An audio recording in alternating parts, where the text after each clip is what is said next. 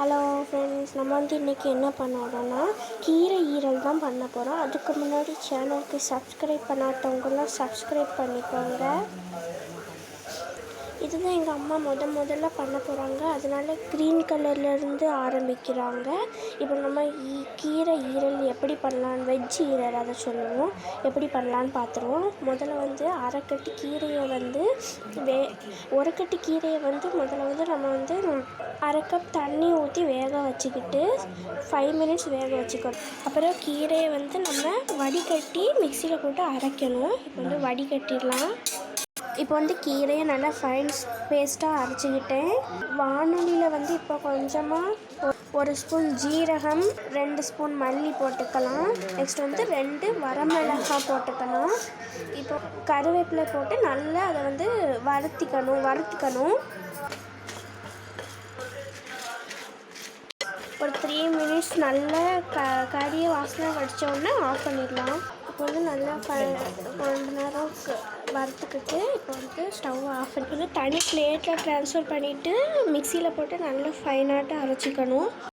இப்போ நல்லா வறுத்து நல்லா இந்த மாதிரி ஃபைன் பேஸ்ட்டாக ஆக்கிக்கணும். இப்போ அதே பேனில் நம்ம இப்போ நீங்கள் வறுத்த பேன்லேயே இன்னும் கொஞ்சம் ஒரு டேபிள் ஸ்பூன் எண்ணெய் ஊற்றிக்கலாம். எண்ணெய் ஊற்றி எண்ணெய் காய்ச்சி வரை வெயிட் பண்ணி கடுகு, கருவேப்பிலை, வெங்காயம், தக்காளி அதெல்லாம் போட்டு நல்லா வறுத்துக்கலாம். முதல்ல கடுகு போட்டுக்கிறேன். கடுகு நல்லா பொரிஞ்சு வந்த உடனே கருவேப்பிலை போட்டுக்கலாம். இப்போ கடுகு நல்லா பொரிஞ்சு வர வரைக்கும் வெயிட் பண்ணி கருவேப்பிலை போட்டுக்கலாம்.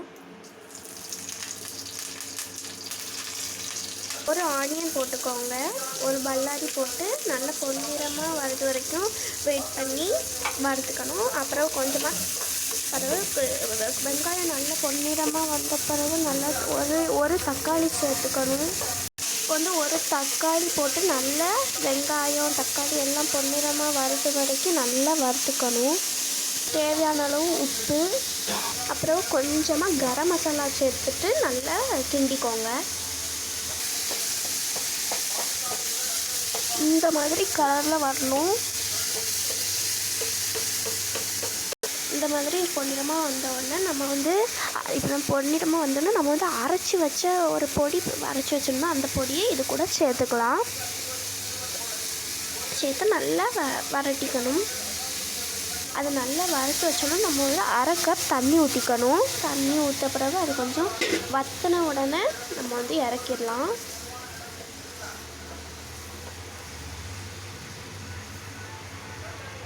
இப்போ நம்ம அரைச்சி வச்ச கீரை இருக்கு இல்லையா, அதில் கொஞ்சமாக கார்ன்ஃப்ளவர் 2 ஸ்பூன் போட்டுக்கோங்க. கரம் மசாலா 1 டீஸ்பூன் போட்டுக்கோங்க. அப்புறம் கொஞ்சமாக ஒரு 2 ஸ்பூன் இல்லை ஒரு அரை கப் போட்டுக்கோங்க. இன்னும் உங்களுக்கு தேவையான அளவு 2 கைப்பிடி போட்டுக்கோங்க.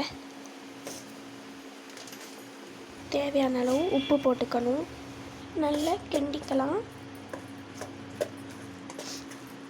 இந்த மாதிரி வரணும்.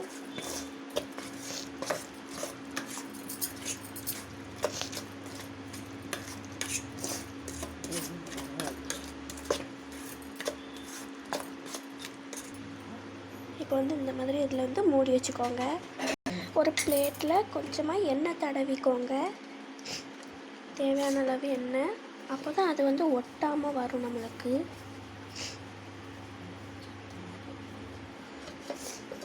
அப்புறம் கீரையை அதில் அந்த நம்ம எண்ணெய் தடவி வச்சுருந்த பிளேட்டில் கீரையை நல்லா உள்ளே போட்டு நல்லா கரெக்டான ஷேப்பில் வச்சு நம்ம ஆவியில் வேக வச்சுக்கணும். ஒரு 10 நிமிஷம் வேக வச்சுக்கோங்க. மசாலா இப்படி ஆகணும். அது வரைக்கும் நீங்கள் வற்ற விட்டுருங்க தண்ணியை. அது வரைக்கும் நம்ம கீரையை வேக வச்சுக்கலாம். ஒரு அகலமான சட்டி எடுத்துக்கோங்க. சின்ன சட்டி எடுத்தால் அது கொதிக்கும் போது வெளியே வரும்போது உங்களுக்கு சிந்திரும்ங்கிறனால ஒரு பெரிய சட்டி எடுத்துக்கோங்க. 1 கப்பு தண்ணி ஊற்றிக்கணும். ஒரு பிளேட்டு உங்களுக்கு கரெக்டான அளவு. நான் ஒரு தட்டு தான் வச்சுருக்கேன். நீங்கள் எது வேணாலும் வச்சுக்கலாம். அப்புறம் நம்ம வச்சுருந்த கீரையை அதுக்கு மேலே வச்சுக்கோங்க. மூடி வச்சு ஒரு 10 நிமிஷம் வேக விட்டுக்கோங்க.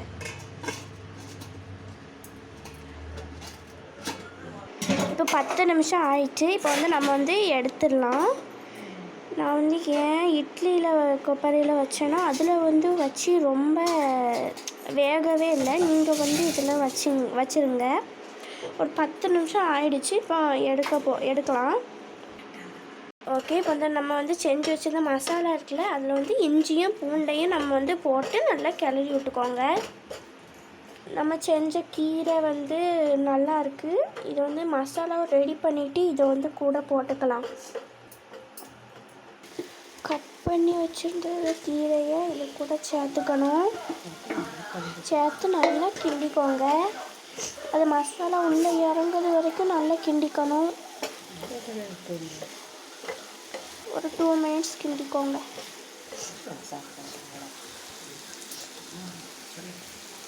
அப்புறம் கேஸை இப்போ ஆஃப் பண்ணிடலாம். இப்போ வந்து நம்மளோட கீரை ஈரல் ரெடி ஆகிடுச்சு. இது வந்து நல்ல சாப்பாடு கூட வச்சு நல்லா சாப்பிட்லாம். தேங்க்யூ ஃபார் வாட்சிங்.